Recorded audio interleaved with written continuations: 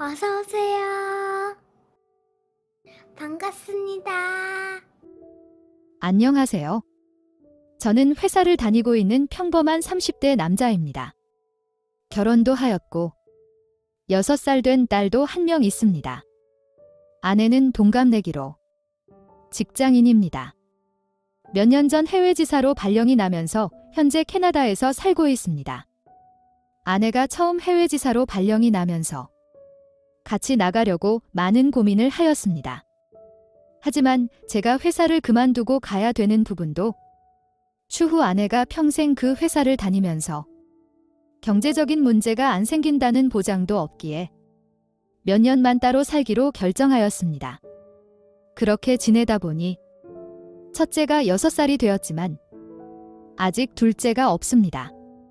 3년 정도만 있다가 돌아올 거라고 하였지만 얼마 전에 연락이 와서는 몇 년 더 있을 것 같다며 언제 돌아올지 모르겠다고 하였습니다. 그런데 이 전화를 받고 저는 기뻐했습니다. 그 이유는 바로 처제 때문입니다. 아내가 캐나다로 가기 전까지는 딸이 아내 회사 내에 있는 어린이집을 다녔기에 둘 다 직장 생활을 하였어도 큰 문제가 없었습니다. 하지만 아내가 캐나다로 가면서 딸은 사회 어린이집으로 옮기게 되었고 당장 등하원이 문제가 되기 시작했습니다.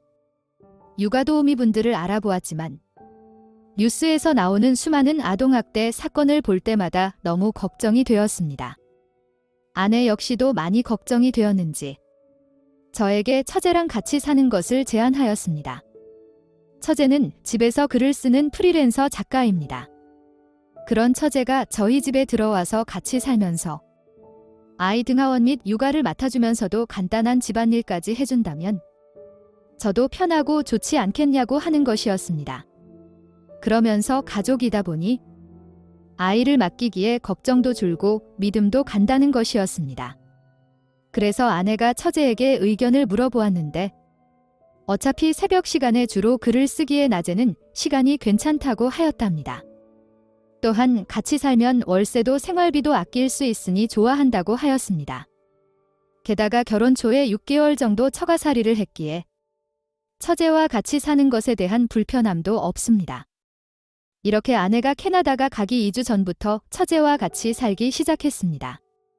아내도 2주간 휴가를 쓰면서 처제랑 이것저것 준비도 하고 가르쳐주는 것 같았습니다.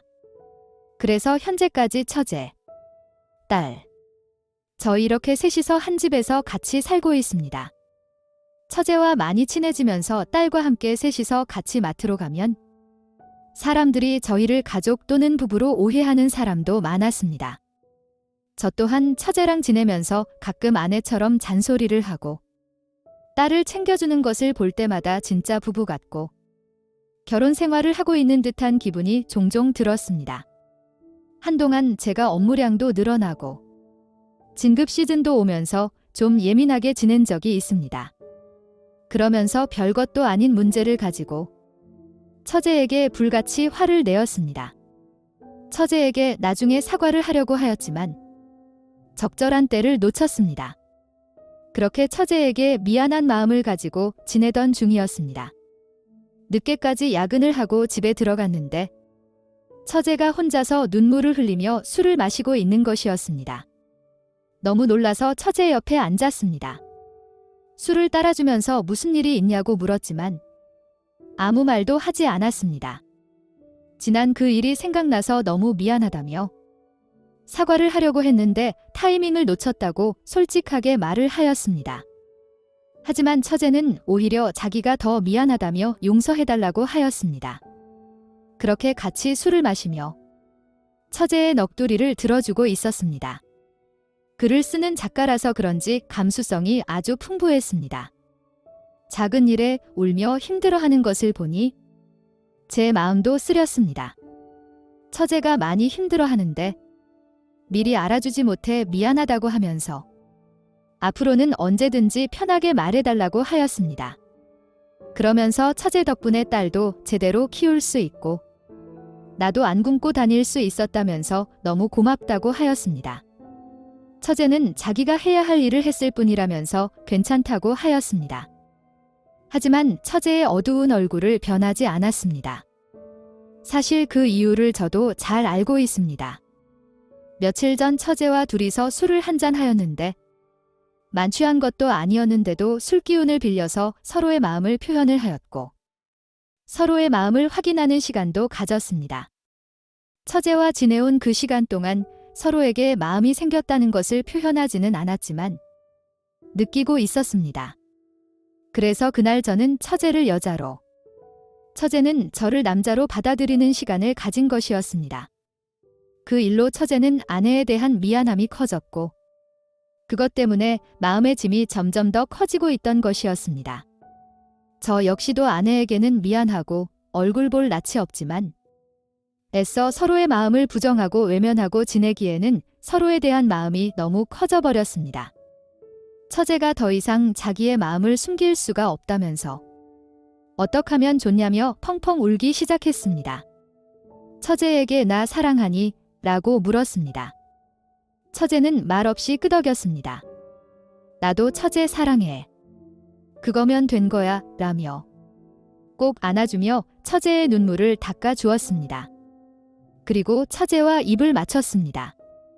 이미 정말 돌이킬 수 없는 강을 건넜기에 서로의 사랑을 확인하고 같은 침대에서 잠을 잤습니다. 다음 날 아침 같은 침대에서 아침을 맞이하였고 딸이 일어나기 전에 사랑을 다시 한 번 더 확인하였습니다. 그리고 처제와 서로 이야기를 하였습니다. 언제 올지 모르는 아내를 생각하면서 고민 및 미안해하지 말고 일단 이곳에 있는 우리의 마음만을 생각하면서 지내기로 하였습니다.